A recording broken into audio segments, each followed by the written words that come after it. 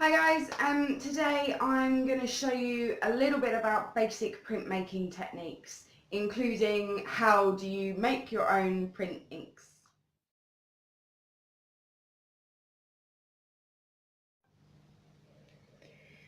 So you can make your own ink for printing very easily by just using any acrylic paint that you already might have. Definitely need a spoon for stirring, stick for stirring, and I've got a jar here, just an empty jar to store it in and keep it airtight so that it doesn't dry out too quickly. This is the kind of miracle worker, acrylic printing medium. You can get any style type. This one's Daler Rowney, but you can use any type. We'll start with the acrylic printing medium. As I've got a lot of inks to make, you can see that I've got quite a big tub.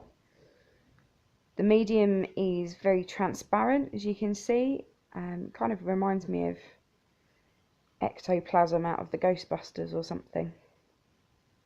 If you start spinning it into the jar, you want to fill the jar to about half full. You want half and half, really. Half medium and half acrylic paint. Not half and half as in half rice and half chips, which is what some of my Welsh friends would know half and half as.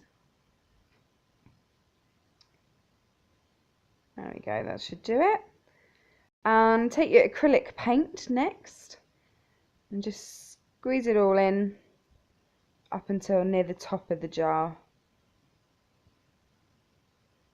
I've gone for this lovely green colour today.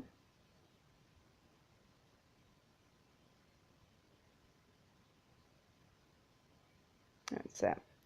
It gives it a nice sheen, the acrylic, as well.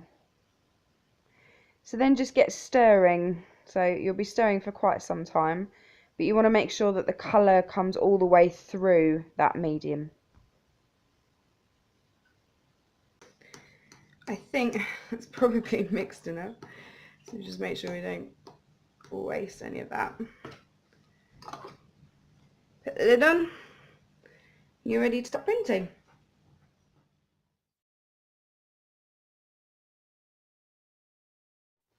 To create our cardboard relief print, we're going to need some Amazon delivery cardboard. We've got our printmaking ink, which we made earlier.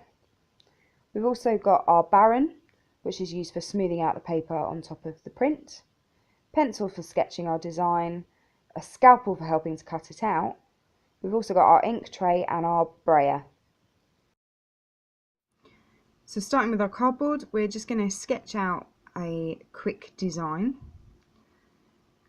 Just something very simple. You won't pick up anything detailed when using this kind of a print, particularly with cardboard.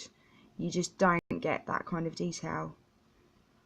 So just big simple designs. I'm going to start with an apple because I'm starting pantomime rehearsals, believe it or not, and we're doing Snow White, so apples are definitely on my mind at the moment. So just nice and big and nice and simple. I might add another leaf up here. And the important thing to remember as well is that your design will come out reversed. So if you're doing any letters or anything, you have to remember to sketch them back to front. So using the scalpel, we're just going to score round the edge of the design. So you want to make sure that you've got quite clear, crisp lines. You don't want to go all the way through, literally just scoring that top layer of paper. So that's the bit that we're going to peel away.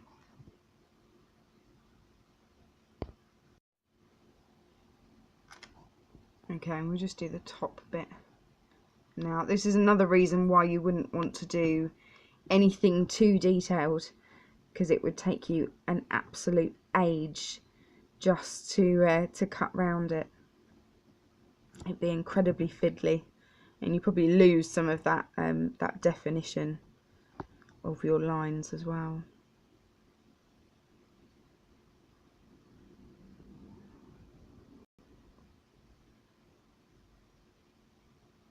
There we go, last leaf. Beautiful.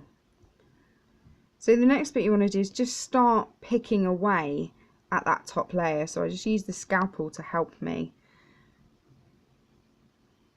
So I'll just flick that up and then you can start peeling it away.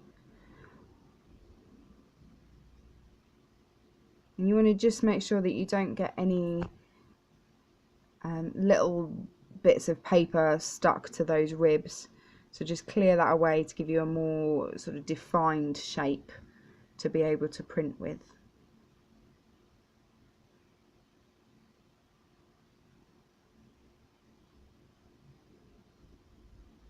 Okay, and you want to do it with the rest of the apple as well. So we're just going to get our print tray and our printing ink. You won't need too much for this, it's quite a small print really.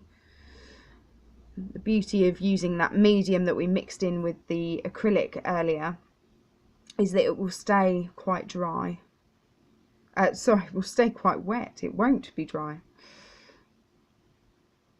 Okay, so just get a nice even coverage on your brayer and start rolling it out on top of your print. And you want to do it fairly thick as well, probably a lot thicker than you think it should be. You just want to make sure it's got nice even coverage on there as well. And if you can get it right to the edges, that would be great. So place your paper on top.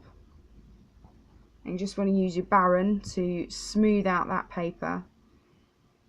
This particular Baron's got a flat bottom, but some have got a convex bottom, so you kind of roller it on really. So you want to give it quite a nice firm pressure and make sure you go right to the edges of your print block, or in this case our cardboard piece.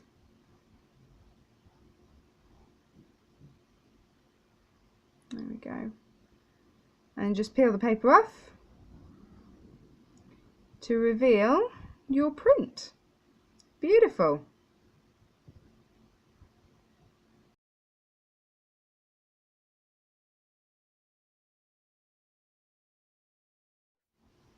So we're going to start with a rubber. This is a Chupa Chups rubber that I think I got in a 2p machine in Hastings. But it's got quite a nice shape to start off with for us to use. So I just want to sketch a very simple design on top of it. Again, you don't want to do anything too detailed. And this we're going to use as a repeating design. So just something very kind of abstract and very simple.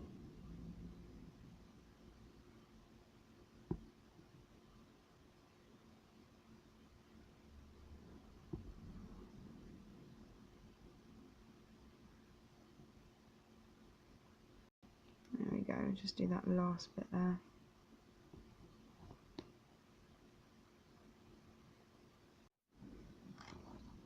There we go, I think that's simple enough.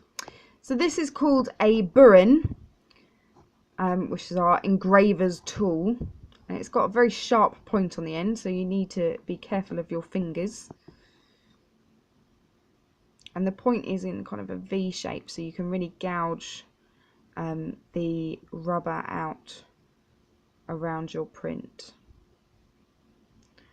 So you want to hold it at a very shallow angle really, to gouge it, and then I'm just going to use the point to just separate it in the corner there. And you want to try to gouge this out, preferably away from your fingers. I'm probably not doing a great job of showing that here, because it is quite sharp and can be embedded into your fingers. So once you've finished that and kept going, you want your ink. There's my finished beautiful stamp and your paper to carry on with. And then you can decide what kind of repeating pattern you want to do. I'm just going to try out something very simple here.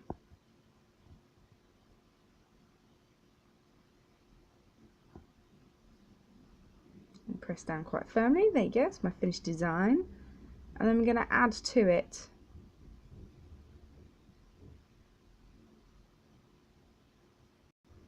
and I've got to be careful where I place it now.